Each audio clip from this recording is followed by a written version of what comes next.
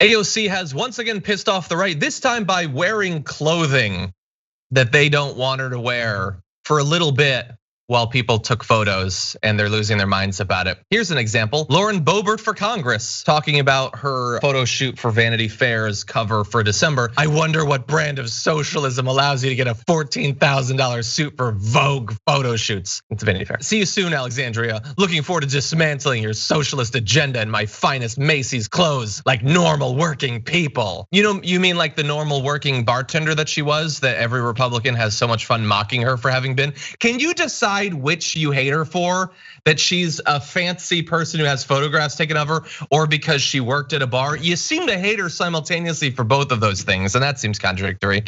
But anyway, yeah, all throughout the right, the fact that she wore this outfit for this photo shoot made their heads explode. This other person who I think is running against Rashida Tlaib says, how many of our voters own a $14,000 outfit? AOC has fallen into that swamp. Well, probably about as many as people on that cover that own that outfit, because she doesn't own the clothes. She doesn't own the backdrop. She didn't own the camera that took the picture of it. That's not how any of this works, and we all already know that. It's just fake. It's also, they did this once before already. Like the last time she did a photo shoot in green, they had the same argument. And it's fine if someone does the same stupid thing and your argument last time was valid, so it's valid this time. But in that situation, the argument was absolutely false, baseless, and like willfully stupid, not even willfully ignorant, but they still bring it out. Who's it for? It's for people like it happened on Laura Ingram's show, and they just keep echoing it because why wouldn't they? And their whole strategy is different from the Democratic strategy. The Democrat strategy, if you look at it, like Biden just wrote an op-ed in Fox today, and he goes on local news broadcasts. He's airing the wildly vast majority of his ads on local news, okay? That is an old strategy, and it's a tried and true strategy, theoretically, whatever.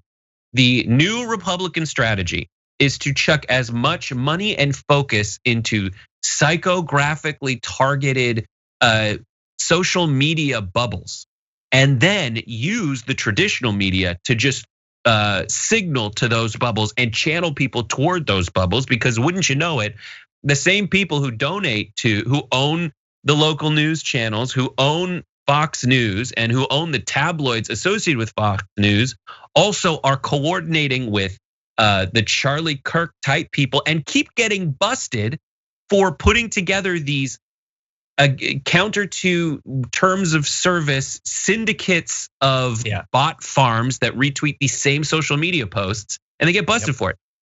It feeds to a base. It feeds to a base. The Democrats feed toward the middle. That's where their money goes. And so these are two strategies that are fighting for the first time really in electoral politics now. Last time it was more of a, people were convinced that Hillary Clinton was corrupt. Now they're trying to convince folks that Biden is corrupt, and it's not really sticking by and large. Yeah, but that's it. Well, and I guess this is sort of what they're trying to do with her. They're trying to imply that she's in some way corrupt or hypocritical for temporarily wearing clothing for a photo shoot, which again, I mean, this is fake and awful and BS for like 10 simultaneous reasons. The first of all, that they already know that she doesn't actually own the clothing. The second, that if she did own the clothing, that they would actually hate that because they don't mind. Melania Trump has literally never worn anything that didn't cost $10,000. They don't have a problem with that. Now they would then follow and say, well, yeah, but she's not a socialist and AOC is a socialist. But socialists don't believe that you shouldn't own nice things. They believe that setting up the economy in that way would actually make the average person better off rather than funneling endless billions of dollars to a handful of people. And it's also fake because not only do socialists not believe that you need to walk around wearing a barrel on suspenders with a stick and bindle, but if she were to wear a barrel on suspenders, they would hate her for that too. So it's fake and false and bad and awful in literally every way. But I want to give her a chance to respond because she did. AOC tweeted, Republicans are very mad again about my appearance. This time they're mad that I look good in borrowed clothes again. Listen, if Republicans want pointers on looking your best, I'm happy to share. Tip number 1, drink water and don't be racist, which I think is a great tip. That's what I was taught growing up. I support it. in response to Laura Ingraham tweeting.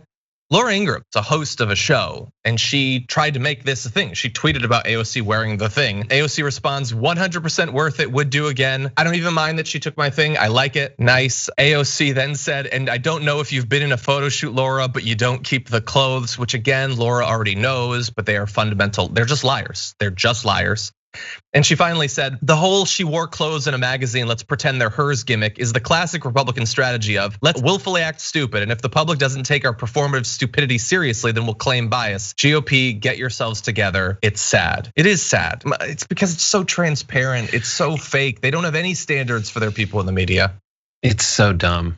And when you know the history of attacks like this, it gets even dumber. Like it's like when someone says I could care less, they're kind of saying a statement that's an actual statement, like I couldn't care less, but they don't remember it right, so they say it in a way that's stupid. Like John Edwards had a crazy he got like a $250,000 haircut or something like that, and that was hypocritical, and he was a nightmare person. And they're trying to say that when Democrats have expensive stuff, that is a valid argument, but they don't remember the argument right, and they're using it wrong here, and it just comes off as stupid. Yeah. But yeah, the willfully act stupid, and when they claim bias, that actually played out yesterday. The last week, there's been this hearing in the Senate where it seems like Donald Trump, seeing all the tides push toward Biden, but don't take it for granted. He then called on the senators to call a hearing to do this bias thing. And the fact is that Republicans absolutely positively have more engagements online because of the bot farm stuff that I was talking about earlier. It has, and whenever they get called out for it or busted for it, they claim bias and call a hearing. And hopefully, the truth wins out, or at least a version of it that is somewhat, all we can hope for is it kind of resembles reality at this point. Yeah. The whole thing, and the next time she does it, they're gonna do it again.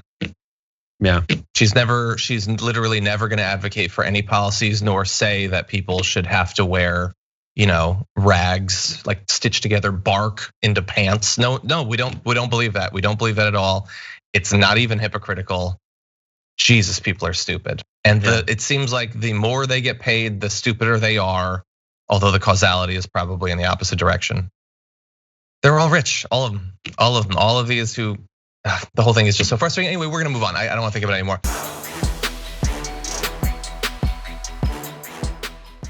Check out the Damage Report podcast each day, wherever you get your podcasts, whether Pocket Casts or Stitcher or iTunes.